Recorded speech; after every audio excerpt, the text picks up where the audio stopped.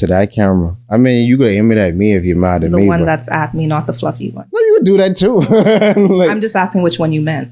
yeah, no, I was meaning this one. Okay. But if you got to turn, if you want to turn at that, you know, the only rule is you're talking to the mic. I will. I will uphold that rule. I promise. Yeah. All right. And then if you feel like cursing, just know that when the episode comes out, you're gonna hear dolphin noise and sea noises and things over it. Okay, so the SpongeBob then. Yeah. Mm-hmm. I see you got the next shirt on. All right. Yeah. All right. So we roll for sync. So normally, you know, things always start so casual, and we always be in strange places and doing strange things. But the last time y'all saw me, I looked like, you know, a millionaire or billionaire, but I didn't have no swag on. So I got to actually wear some fitted jeans this time and a shirt that fit. I'm not looking like no black boots, but we was talking about money that time. But now, you know, this time we talking about shifting into mentality. And I know you listening to me like, what is he doing? Sometimes we just talk for the first 2 minutes so we can full, and then we drop the little intro to be like, welcome to Erryting Kool. Okay. And then that's the break right there. Got you. So a cold open then. Yeah. See, you got it. Yeah, you know it's I know the time. Okay, so welcome to Erryting Kool. Yeah, we don't want to do anything to scare your children. That's the last thing we want to do. We don't want to scare anybody. The tourists come over to chill on the beach, but they don't come over the hill where we sleep. We got nightmares and they got fantasies. No sanity, it's just insanity. My mommy hoping nothing happens to me.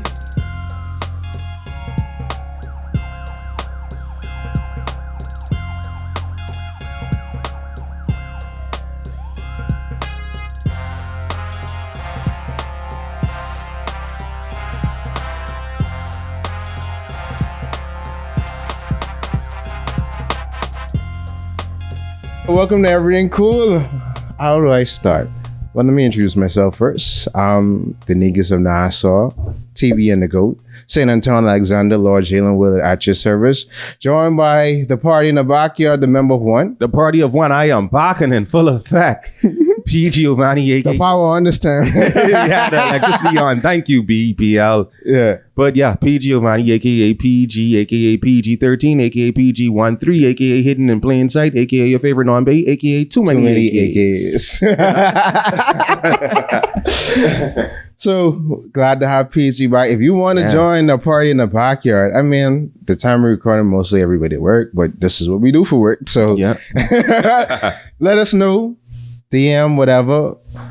If you would like to become a part of the party in the backyard, you can, you know, free invitation. You come with your friends, laugh up in the background, ask questions to the guests, or if we doing like a panel discussion, you know, we always have an open invitation. But last but not least, our very special guest. Please introduce yourself. Good morning. I am Christina Johnson, and I'm here today to share some insights and observations. Insights and observation. So what do you observe so far? What's your deep insight? Do you have like a third eye vision or fourth eye vision, seeing on like the sixth realm and spectrum of things? If I did, I don't think I would be sitting in this chair right now. All right. So everything is always chock full of surprises. And one of the surprises what we do is we have a segment called the Baming Word, Phrase, or Saying of the Day. Okay. And we always give that pleasure to our guests. Okay. So the floor is all yours. So tell me exactly what I need to do. You need to give us a Baming word, Okay. phrase, or saying Okay. that we have never heard, and then we can go from there. That you have never heard. Well, we have never heard on Erryting Kool. Okay.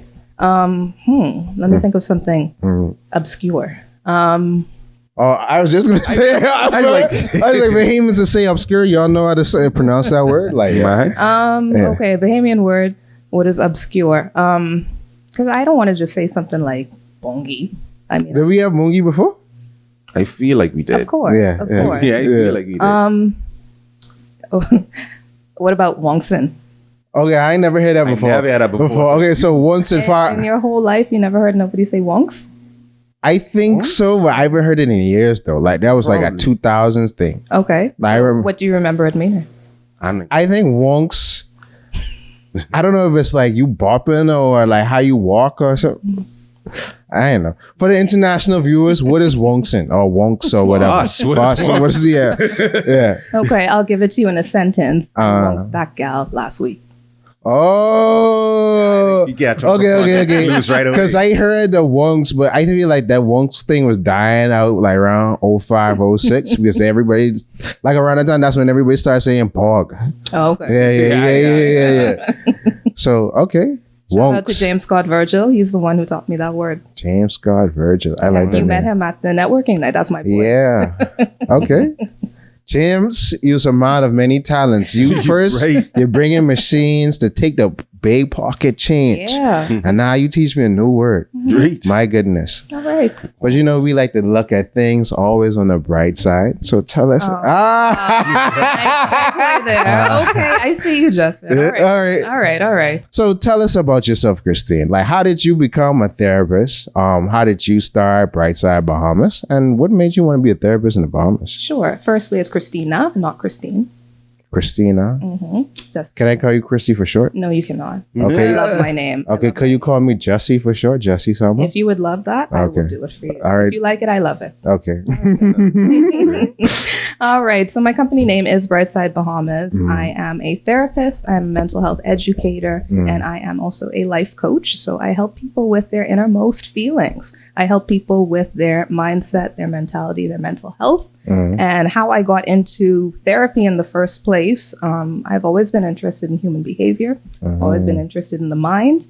And I took psychology in my last year of high school and then decided I liked it so much I wanted to study it. And now we're here, many, many years later. Yeah.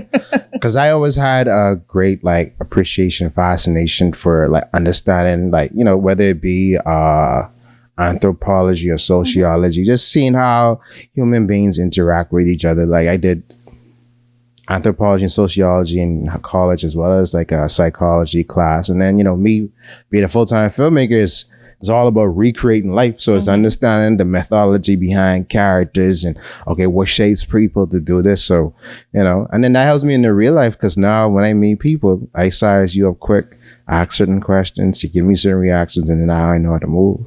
Okay. You know, but that's great. So you said life coach. Well, let's backtrack. Being a therapist in the Bahamas, why you want to do that here when, you know, people ain't really, I think we're changing the stigma when it comes to mental health, but obviously you've been practicing way before that awareness has been widespread. So what were some of your battles sort of coming back home, wanting to do this and people not being totally receptive to it? That's a good question. I mean, just how you started off being like, why here? It's my home. I love my country. And So you Bahamian and proud. of course. Okay. Absolutely. That's it. Of course. I mean, like, why would I not want to offer a service just because people are not interested in the service? If we need it, we need it, right? And we do. I mean, mental health is something that is a non-negotiable. We legitimately need to really be intentional about our mental health, and that's really what I'm trying to do. That's what a lot of local mental health practitioners are also trying to do and have been doing. It has been a challenge, I won't lie. I mean, it is difficult to stay positive and keep moving forward. in a Look at place things that on the is bright not- side. Yes. How many times are you going to bring my company name? Jesse? I mean, okay, I'm going to keep a running count. That's two now. That's two now. The meter right here. But yeah, I mean, like I said, it has been challenging, but I don't get discouraged because I know what I'm doing is for the greater good and I have a purpose. I like that you said purpose because I'm a big purpose proponent because I feel like life starts to make sense and you find hope in life when you know what your purpose is and you totally work inside that. But a thought that came to me over, I think last night, and then it was beaming in my head, right? I was like, do you feel like because I feel like we push mental health awareness widespread, but I don't think, because most people be like, okay, well, Bahamians don't take mental health serious, but I think they sort of aware that you should, but I think it's more so they're looking for quick fixes. That's why they don't take it serious. What are your opinions on that? So I personally believe that since Hurricane Dorian and us being in this pandemic still, we have been starting to take it more seriously. We have been more intentional about the real realities of, having poor mental health. A lot of the time I feel like in the past, people could be like, okay, well, stress is normal. I could just push through it. Things will be okay eventually. But now with this collective trauma, collective grief, and so long term as well, because we going from Hurricane Dorian 6 months later into the pandemic, and we still in this pandemic. So it's just like, okay, the stress is not going away. You know what I mean? This is perpetual. Life is hard right now. So it's just like, okay, so what do we do about it? So I think that's where you're coming in, being like, okay, it's not going to be a quick fix. I think people are. But do people realize it ain't a quick fix? I don't think they had until now. I think it's starting. The wheels are starting to turn, like the meme with that woman with the math flying around her head. It's starting to do that right now. It's just like, okay, maybe we really do need to take this serious. Maybe we really do need to be more intentional about it. Yeah, because I'm still correcting friends about, okay, like if I say, hey, I need a breather just for mental health. Oh, well, what if you have kids? I'm like, you still need to take a mental break regardless of what you going through, whatever. It ain't saying you neglecting responsibility, but you just need to do certain things, probably pull back a little bit from certain things just to, woosah, calm, just recollect yourself and then get back into what you need to do. Absolutely. Because I feel like even I have some friends where, okay, you struggling, whether it be getting over past traumas and things like that. And I say, I'm about to give you no advice. Go see a therapist. They go see a therapist for one session. Oh, well, it ain't help. It ain't work. I'm like, it ain't just a quick fix thing. This takes years. It took you years to get it. So we're going to take years to undo all these different negative emotions. And, and you probably may not ever get over it, but you know how to better sort of work through it. So, that's right. But what's your thoughts are based on that? On the process, because I hear a lot of therapists saying, therapist is not the end goal. We just giving you tools to help you.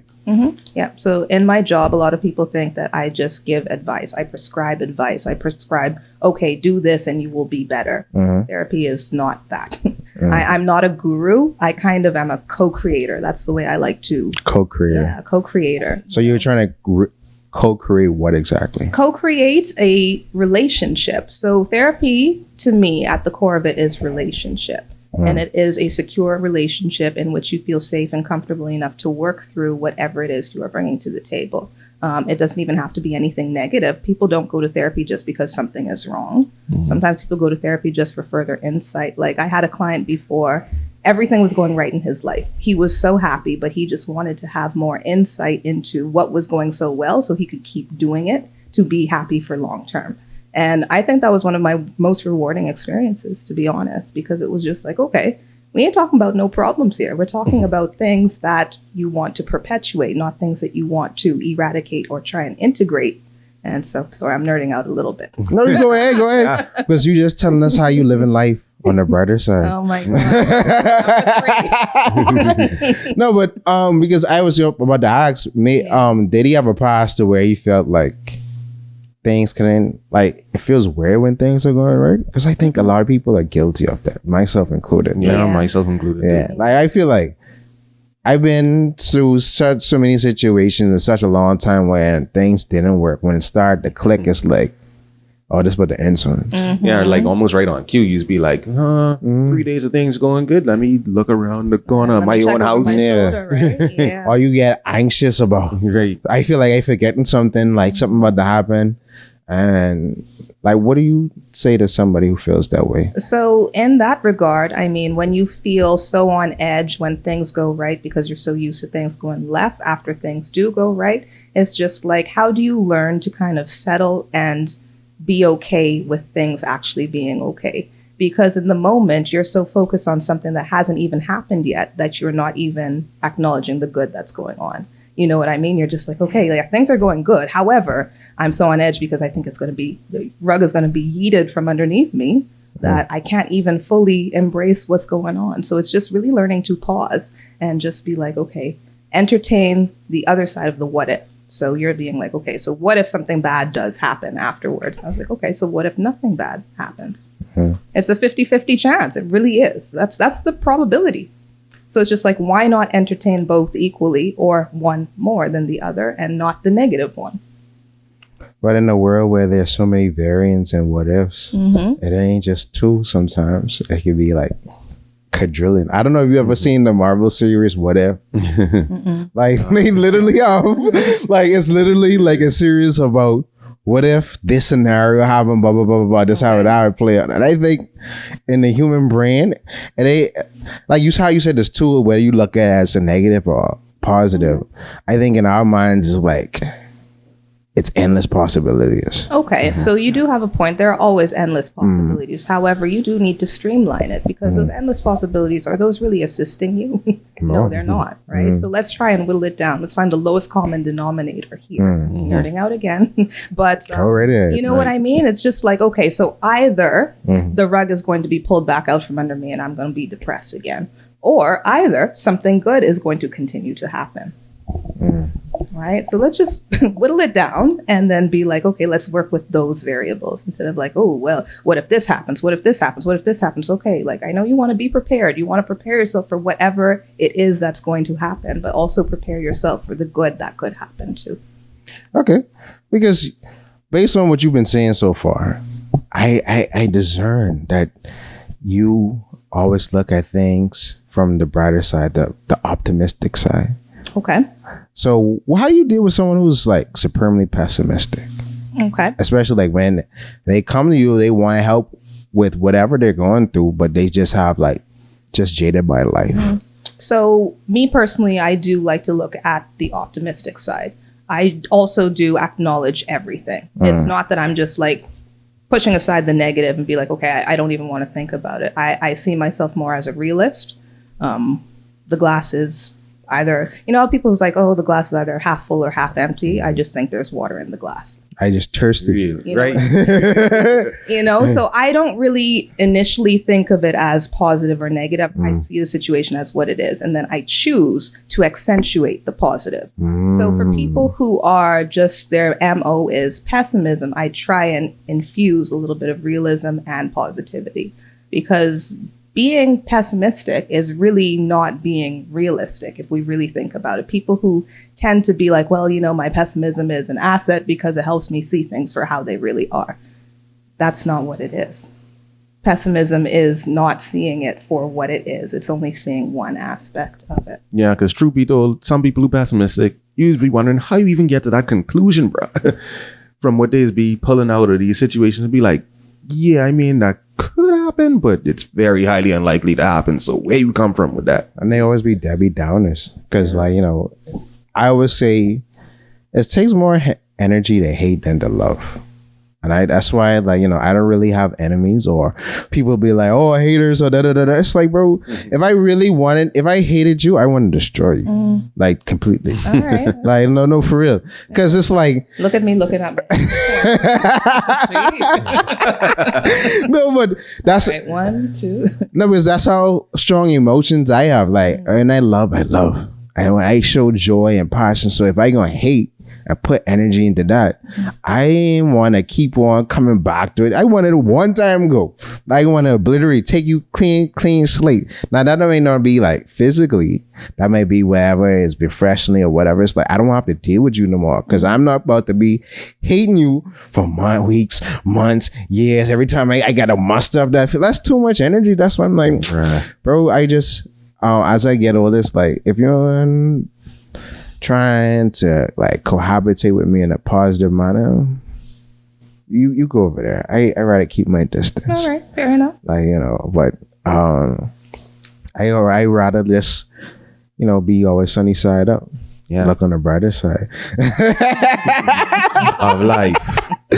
But okay, so dealing with the pessimist, because people always be because I made a video on my personal account this week where I was talking about, you know, getting into edifying relationships, and people always think edifying relationships only thing about like when it comes to romance, but more so it's just who you be around and if they helping you to grow. And it is really downing when you're around someone every time you bring up an idea. Oh, how are you supposed to do that? Oh, you can't do it. You can't this and that. And it's like, bro, you're not being productive. And it's like when I cut you off or I distance myself from you, you want to play victim. Okay. So, and I just unpack so much things I want to ask you about right in there. I want, like, where we, how do you sort of go about severing relationships with people when they don't add positively to your life, as well as this whole new wave of people playing or trying to embrace being the victim. I feel like people just want to be a hero, or if they can't be the hero, they want to be a victim. That's why I just be like, I just rather be the villain. If you want to dislike what I don't like, I don't care. Like, because you ain't about to, I can't win in a situation, so I can say, you caused me to do this. So what are your thoughts on that? Okay, so something that you said it's been a thought that I've been having recently, and you said severing relationships, right? We don't always have to go there first. Severing relationships, you don't have to go straight to the cutoff. There's something called boundaries, right? And so boundaries are part of any healthy relationship, and people need to be better at establishing and enforcing boundaries. It is what it is. You know what I mean? Like, I just have to say it. We need to do better, because our lack of skills in being able to do so, that really gets us to the immediate cutoff. Oh, I don't like how you move, you getting cut off. Instead of having a conversation about it, being like, I actually don't like how you did that. I would really appreciate, if you want to keep this relationship, something needs to be different. This is what I'm willing to do. This is what I need from you. How you feel about that. And then if they don't bring anything productive, then okay, you don't want to meet my boundaries. So then at that point, I'm going to have to distance from you. Okay. Because oftentimes when boundaries are somewhat mentioned, again, it's always in the whole romance type of situation, which, it's not really just there, because your boundaries in a workplace. That's right. It's limiting to think of it as just romantic relationship. Yeah. But I think that's how most people think about it. Because even in the workplace, a boundary may be, bro, don't call me about work before I get to work. That's right. And when I leave work, don't ask me about no work. Right. Absolutely. So, if you want to have a casual conversation, cool. But my mind, I trying to be in a zen before work, deal with work there, leave. Don't ask me. Or if I'm out and about, we ain't at work, don't ask me about no work. Or whatever. Like, if you want to, and I think what we do too as people, we try to put our moral compasses and our beliefs onto other people. Okay. Yeah. Where, like, I feel like, because I'm a certain way, I shouldn't expect you to be the certain way. And I think that's the boundary for me, because I'm like, generally, I'm somewhat of a cynic. My expectations for people are very low. So where it's like, okay, if you do it, you say you was going to do it, show me if you're going to do it. If you don't do it, all right, that's what it is. Next person, like, whatever. All right, if you do it, all right, show me it again. And then I go from there, and that's how I move. But like, my boundaries really, okay, I know I could focus on something and build it up and move certain ways and move in a room and, I have integrity, but I can't expect that from people. Okay. So like, something I want to emphasize about boundaries too is people think boundaries are just restrictive, but boundaries are really saying, this is what I need to be able to keep you in my life. It's not what I'm not going to do to, or what I have to do to let you leave. It's what I need for you to stay in my life. So boundaries are really an act of love. And a lot of people think that boundaries are just like a big screw you, and they're really not. People feel a way about boundaries. You know what I mean? They really do. And I don't think that people have an understanding of what they really are. So I can't really be like, you're wrong, but they're misinformed. I'll put it that way. Of course. Yeah. You think social media sort of messed up the whole boundary thing because we have so much easy access to each other more than before now? No, I think it was ever a problem. No, but I mean, like it was exacerbated by social media. In some ways, maybe. I mean, like you said, the more ease of access. The oversharing. Okay. Yeah, Talk like to me a little bit about what you mean like that. like people putting their personal information or things happening in their life on social media for the thousands to millions to see. Like, you know, just yesterday, as of this recording, people leaking sex tapes and things like that. It's like, why are you putting this in? It ain't even someone leaking from them. You putting your own stuff out. So it's like, we don't need to know all this. I don't need to know all these different facets of your life. And then when people criticize you for it, you start to feel away, but you giving people that information. Right. So you let them in. So what you're saying is if you let somebody in, I mean, no, you let the world in, not somebody. okay, the world in. Yeah. So if they have something to say, you shouldn't be upset. No, of course, depending on what it is. But I'm saying if they're critiquing, like constructively critiquing what you're doing, and in a positive way, like not lambasting you in different things, or if they're saying, okay, you put some like the sex tape thing, someone said, yo, why are you disgracing this person in this form, and they ain't asked for permission, and you be like, oh, why you get into my business? You put this Put it out there. Yeah. So That's the point you're making. Yeah. So it's like, you know, with the oversharing, and it's, you know, to a smaller scale, obviously, you know, people emotional tones, or they having personal drama with other individuals, they're putting it out on the internet. You know, we've had certain situations in our friendship groups where it's come to that. So like, you know, so it's certain situations like that, especially when people try to keep, because there's a lot of things that have happened in my life where people generally don't know. And when I would say, like I said the beginning of this year, like last year I was going through an existential crisis, and everybody's like, I didn't know, I think things was up and up. I say it's supposed to be like that. You ain't supposed to know from my social media if you don't know me personally. Because I ain't putting it out there to be blah, blah, blah, blah. Like, no, that's not for there.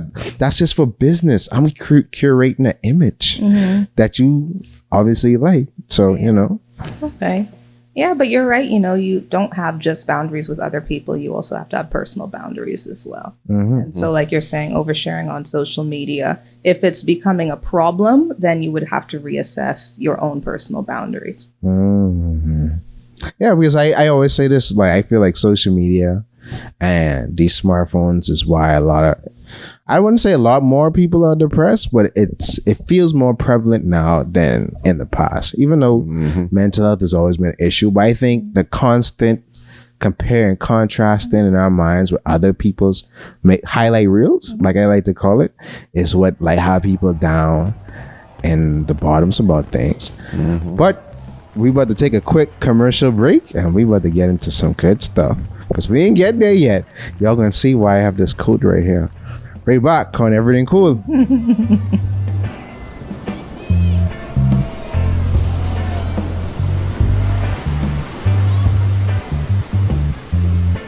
I'm banging it, unless, you know, if you want to talk, I'd be like, I signal to him, roll over. But normally we like to keep these things like an hour. Because before we used to be partying for 2 hours. And Child, that's a long time. Man. yeah, no, but when you start talking, the drinks start flowing. All right, and we're back. So now that Valentine's Day has passed, right? Talking in future tense now. Don't what she was about to say. Valentine's Day is next week. Listen, we in the future, so you know. So now that the Valentine's Day has passed, cuffing season is officially over. Do you know about cuffing season? I do. Okay, and so you know when it starts and when it ends? Isn't it just after Thanksgiving, like heading into the holiday season? Oh, you talking about the whole season? No, I talking about the whole season from August. Because August is preseason. Yeah, there's a preseason. Yeah, so August preseason, and then when it gets warm there, like the season really start like right before Halloween. We definitely, and then you get into the holiday seasons, and then like Valentine's Day is the final. It's the championship game. Yeah, Super Bowl. So we definitely in strong postseason. Yeah. So, but when this comes out, this gonna be after the fact. That's gonna be, you know, when the trades and signings going on. Yeah. But no, but yeah, and actually that's really good because people are trading and people are signing because a lot of people breaking up right before Valentine's Day. And I posted a video on my story about, I don't know if you ever watched As Told by Ginger. Miranda laughing at the paper and they're flying away. That's me. Looking at people breaking up. So, why do you think, like, what's your whole take about the whole human nature more so wanting to gather more in the colder months, and then as soon as it get hot, everybody want to run free and wild? You really have me here to talk about this? No. I just want you. Really? All right, we could get past. So let's just jump right straight to what we was talking about. So I asked several people about, because me personally, I always preach about, okay, if after you get a relationship or you feel like you're not adequately where you need to be, I think you should take time off. Especially, for me personally, I felt like I didn't like where I was at the time in my life, so I needed to separate myself from dating. And when I told you about that, you had a whole different take on that. And I asked certain people, like, at what time should you start dating? Because when you told me that, and you was like, that's true, and I had to think about it. I was like, you're very correct in what you said. When you were saying you don't necessarily need to be wholly healed. Sometimes you could find that when you get in a relationship. And I thought about a friend of mine's where last year around this time, they were saying, they want to start going to therapy, this, that, and that. They don't know when they're going to date. But now they're in a happy relationship, talking about how the relationship was so healing. So break that all the way down for us. Okay, so if you've been through a traumatic experience or an adverse experience, I mean, even if you haven't, let me just backtrack a little bit. I mean, if you've been through a relationship and you break up, I don't really advise anybody to just relationship hop. Relationships are a great place to learn about yourself. So if you get out of a relationship, traumatic experience or not, it takes a while. How do I want to phrase this? Not that it takes a while, but you should take some time after getting out of any type of relationship for what you've learned about yourself to integrate and settle. Because relationships do teach you about yourself. So relationship hopping, getting out of one relationship, 3 days later, you in the next one. How have you applied anything that you've learned? You know what I mean? Okay. Right. So then if we're going to take it the next step, so if you have been through something, a traumatic experience in your relationship elsewhere, only you can ascertain when you feel ready to let somebody into your life in a healthy way and when you are ready to enter somebody else's life in a healthy way. So I'm not here to say this is exactly what needs to happen. Okay. Another misconception is that healing is like a place at which you arrive. There is no such thing as arriving healed. Healing is a process, not a destination. And being on the journey of healing is understanding that there's still going to be bad days. There's still going to be times when your nervous system is activated and you feel all of those past issues coming back. And so healing is knowing how to manage that more so than having it eradicated. Do we really ever heal? If you really think about it? Did you hear what I said? No, I know. It's not a place where you arrive. No, I know, because I was thinking based on that, because I was like, even if, like, let's say you get an injury, right? You had an injury, like, let's say you got shot in the leg or whatever. Like, yeah, I get sewn up. The muscle tissues will come back, but I still feel that pain. And then I won't probably have the range of motion in my leg right away. So now that's therapy, physical therapy. And even after getting that physical therapy, it might be days when it rains and I feel that pain. So now it's like, okay, what other methods I could do to ease this pain? And I think that goes back to what we was initially saying, where, it can't be a quick fix type of thing. It's a process thing. So, but because I think why my initial reaction was like, what you mean you get in a relationship to heal, is because I think a lot of people think, well, if I took the time and I feel okay, why should I help you, like, get through whatever you going through? And then, some people might feel like when they have done it in the past, it came back to bite them. Okay. What's your thoughts on that? So the word should. Anytime should is introduced, that means there's a sense of obligation. So if you feel like it's an obligation for you to assist somebody and you don't want to, you don't have to. right? If you don't want to assist somebody through their healing process, you don't have to. Mm-hmm. So anytime there's a should, oh, well, I don't think I should have to do this. Okay, then don't. Find somebody else that you don't have to do it with. I like your practical view because like you don't really dress things There's up. water in the glass. Doesn't matter how big it is. There's just water in the glass. Like, yeah, because a lot of people would be like, well, the most common talking about is, oh, well, I ain't helping nobody. It's all about me, That's individualistic. sad. Right. So, like, you know. Yeah, and relationships are not supposed to be individualistic. Right? But so in our society, so much are. Everybody just worrying about what they could get out the situation. Yeah, so then where is that a flaw? I think it's all flawed. There we go. So, you know. It goes back to how we conceptualize what a relationship is. Okay, I like where you're going right there. So, for those who are watching, how would you break down, in your opinion, what a relationship should be? Now, see, should be. Oh. There's another should. All right, See. how you better say that? So, what a relationship? How I conceptualize a relationship? It's not supposed to be, like you said, individualistic, right? You have to be thinking about the other person. If you're not thinking about your partner, you shouldn't be in a relationship. What is the point of being with somebody if you're not going to consider them, their feelings, their state of mind, their capacity? Like, what's the point? Because do you feel like capitalism and how because we had spoke about, you know, how things vary culturally.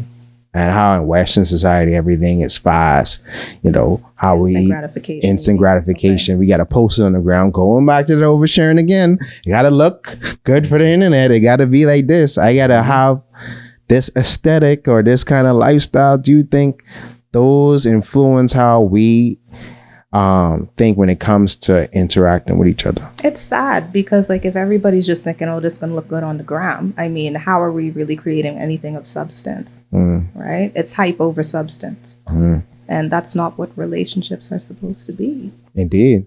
Because I shoot a lot of weddings, right? Okay. And I told a friend, I was like, it's crazy how a lot of people think, and I told my guy, Julian, shout out to Julian. He's married. He's been married since 22. Him and his wife have been together for the last 7-8 years. Right. And we was talking to him. I was like, but it's crazy how people think the wedding day is the pinnacle of marriage. And it's just really the starting off point. That's the gun going off and you got a whole like race to run. And the wedding in itself is the posing for the ground, the pageantry, the this and that. And then that's why a lot of relationships and marriages fail, because you're only going for the aesthetics. You don't really know this person like that.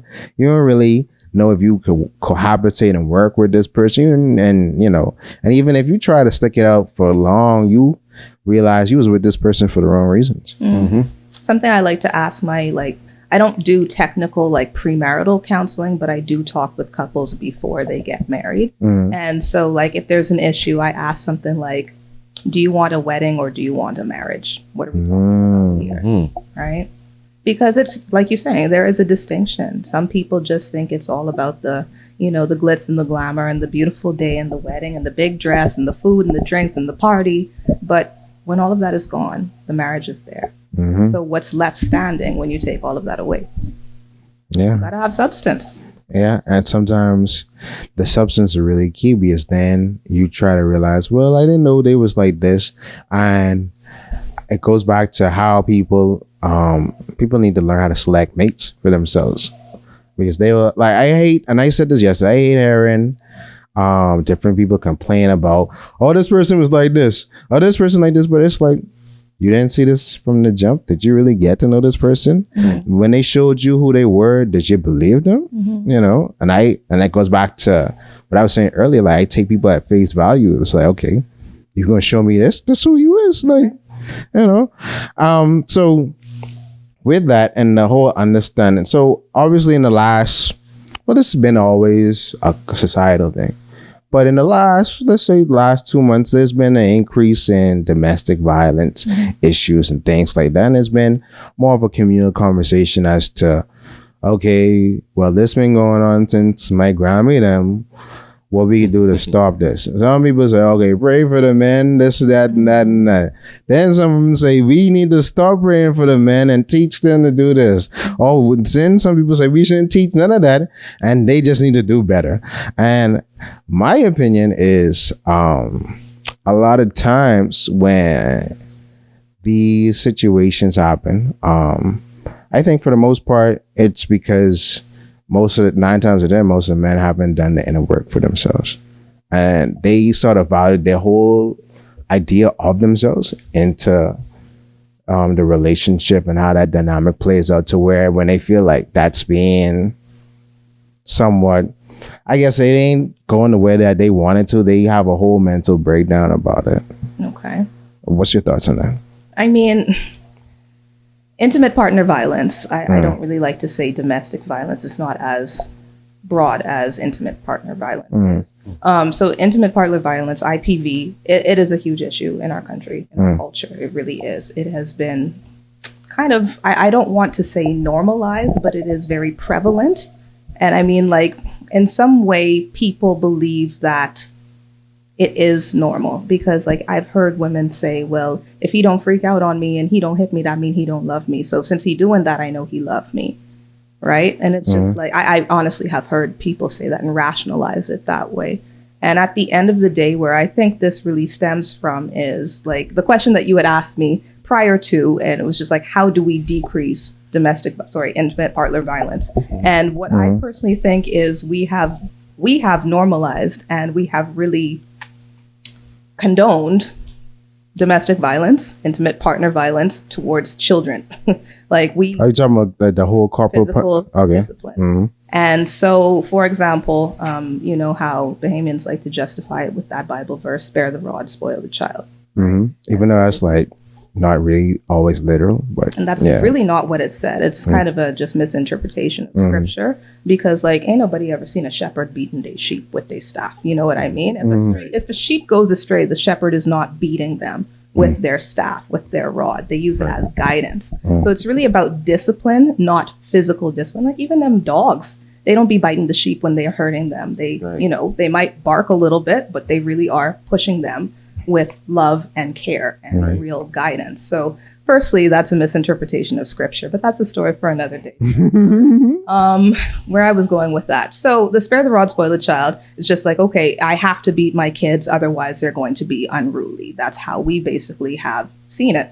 And so when that happens, then the parents say, well, I beaten you because I love you. I want to teach you. I want to guide you. And so a child in their formative years, they equate pain with love.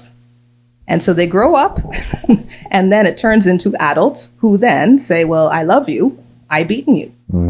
You made me upset and I love you. So here we are. I box you right now. And it's just like, So if we really understand the genesis, which I'm trying to talk about right now, we have a huge solution on how to decrease intimate partner violence. We've already taught that violence is okay. And we've already taught that violence is a way to show love.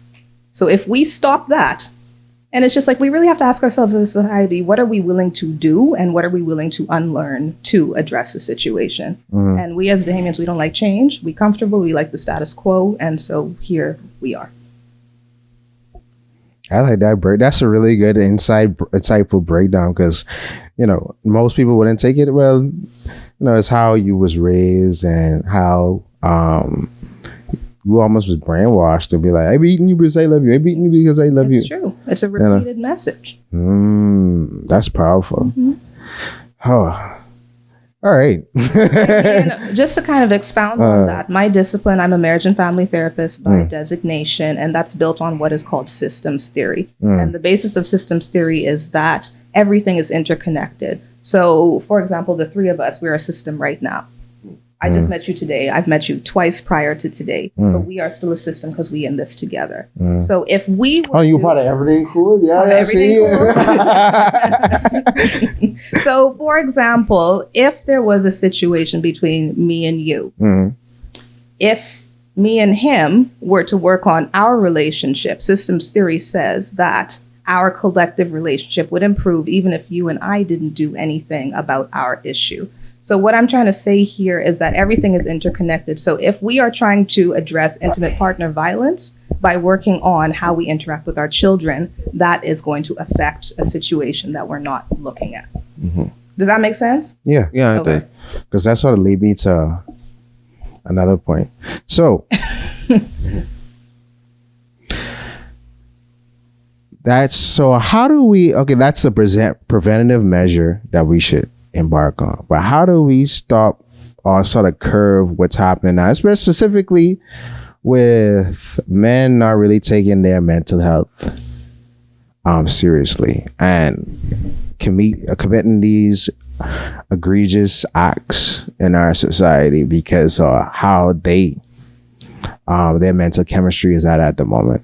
Because I say that to say, over the last year, getting more into space and understanding different things about men, and even coming to the information where, men commit suicide at a vast larger margin than women do. They do. And people will be like, okay, so why is this happening? And I was like, I had a conversation with a friend last week. I was like, because I think how we think each group is processing the information the same, they're not processing it the same way. Okay, so let's talk about why. Okay. Why do you think? Because I'm just going to lead to the jacket. Because I've had friends that commit suicide. Recently, I found out last week, one of my old roommates, allegedly, he self-transitioned before the new year happened. Condolences. Yeah. His birthday was last week, and I found out because a friend messaged me and was like, yo, look at their wall. They saying he gone. And I start doing the research, and I was like, yo, when does this happen? And I called one of my other boys because me and him was just talking about, because he lives in Atlanta now, and I was like, yo, when we get by, we need to have a reunion, And we just was talking about this like a month ago, not knowing that this happened during that time. And that's probably why it was on my mind. I watching old videos and things like that.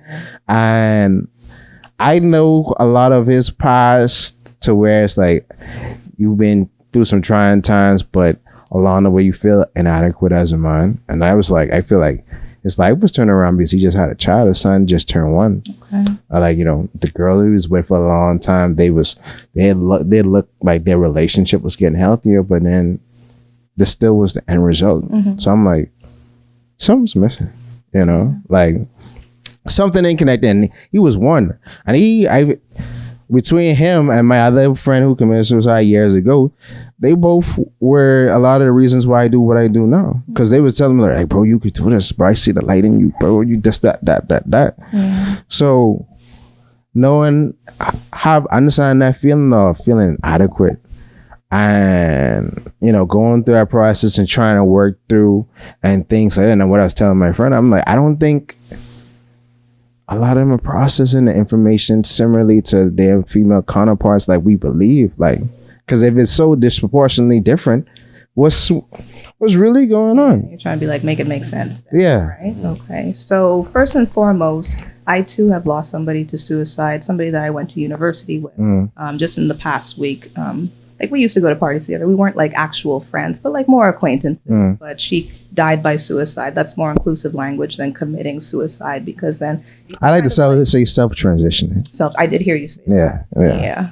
But just for your viewers to know, dying by suicide is definitely more supportive and compassionate language than committing suicide.